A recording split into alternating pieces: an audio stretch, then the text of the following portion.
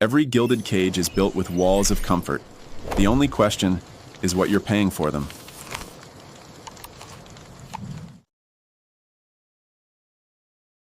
All right, today we're cracking open a book that's been making waves in certain circles since 1956, Pawns in the Game by William Guy Carr. This thing offers a completely different take on world history, arguing that a secret group has been pulling the strings behind major wars and revolutions for centuries. And this quote? It gets right to the heart of the entire book. According to Carr, all the chaos and conflict you read about in history class, well, it wasn't a series of accidents. He says it was all engineered for the benefit of a tiny elite group of international financiers who actually profit from all that destruction. This is the lens through which he reinterprets, well, everything. Now, just to be super clear before we go any further, our goal here isn't to prove or disprove any of Carr's claims. We're here to explain the worldview that's presented in this book. We're going to lay out its core arguments as neutrally as we can, just using the text as our guide. So, to really get a handle on this theory, we've broken it down into 5 parts. First up, we'll look at the author himself and his main idea. Then, we'll get into who he says this secret power actually is. After that, we'll outline their alleged plan for taking over, see how he applies all this to real history, and finally, look at what he wanted his readers to do about it. Okay, let's jump right into section 1, the author and the theory. We gotta start with the man behind the book. So, who was William Guy Carr? Well, he wasn't your typical theorist. This guy was a career military man, a commander in the Royal Canadian Navy, no less. He served through 2 world wars, and those experiences convinced him that global events weren't just happening randomly. That conviction is what led him to develop this whole theory of a massive international conspiracy. The absolute centerpiece of Carr's book is this idea he calls the World Revolutionary Movement. He argues that history isn't a bunch of separate uprisings. No, he says it's one single, continuous plot, masterminded by a group he identifies as the Illuminati. And their ultimate goal? To tear down all traditional governments and religions and replace them with a single global dictatorship that they, of course, would control. So the big question is, who exactly does Carr claim is pulling all the strings? The book is very specific about who it identifies as the villains of the story. According to Carr, the whole conspiracy is led by the Illuminati, and they work through a powerful network of international bankers.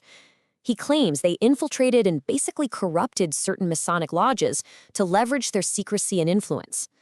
In this view, pretty much everyone else, we're talking kings, presidents, revolutionaries, they're just the pawns in the game of this global chessboard. Now, to frame his argument about world conflict, Carr creates his own, let's just say, unique classifications. He kind of divides the world into Aryan and Semitic groups. He links the first one to Nazism and the second to communism. And then he throws in other groups, like the Edomites, who he just equates with the color red, to build this whole narrative of a manipulated global struggle. The book doesn't just name conspirators, though. It claims they have a very detailed, step-by-step plan for world domination that's been in motion for hundreds of years. To give you a feel for the alleged mindset of this secret power, Carr presents quotes like this one. He claims their philosophy is completely amoral. They see things like honesty and being upfront as weaknesses, as vices in politics. For them, the only way to get power is through deception. Morality is just something you use to control the masses, not for the people who actually rule. The book lays out what it says is a multi-point plan for world control, which Carr attributes to Illuminati founder Adam Weishaupt. It's things like starting wars that just create debt but don't actually solve anything, systematically corrupting young people to weaken society from the inside, placing puppet politicians in high office, and, the grand finale, making sure that real power belongs to a global aristocracy of money that they control. So, how does the book connect this alleged plot to actual history? This is where it starts to apply this grand theory to some of the biggest events of the last few centuries.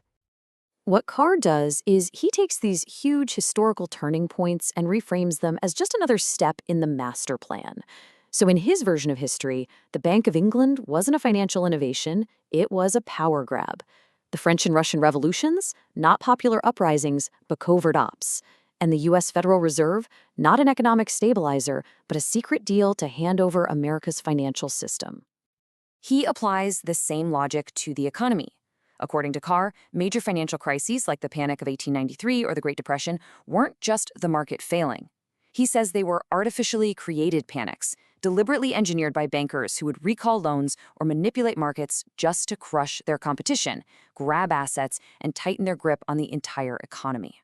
So, after painting this incredibly bleak picture of a world controlled by a shadowy cabal, the book doesn't just end there in despair. Nope, Carr actually dedicates the final chapters to a very specific call to action for his readers. His proposed solution is a pretty interesting mix of spiritual revival and political action. He calls for a Christian crusade to fight what he sees as the atheism of the conspirators. He pushes for monetary reform to take power away from international bankers. He wants his readers to reject international groups like the UN and to form local civic groups to get organized and fight back against what he calls the forces of evil. And Carr really drives his point home by quoting the famous words of Edmund Burke.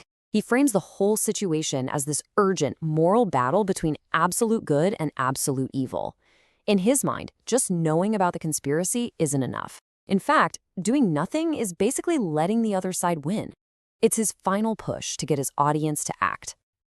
And that's our tour through Pawns in the Game, a book that offers one single, overarching explanation for centuries of global turmoil. It kind of leaves us with one final big question to think about. In a world that so often feels chaotic and random, what is it about these grand stories, where everything is secretly connected, that we find so compelling?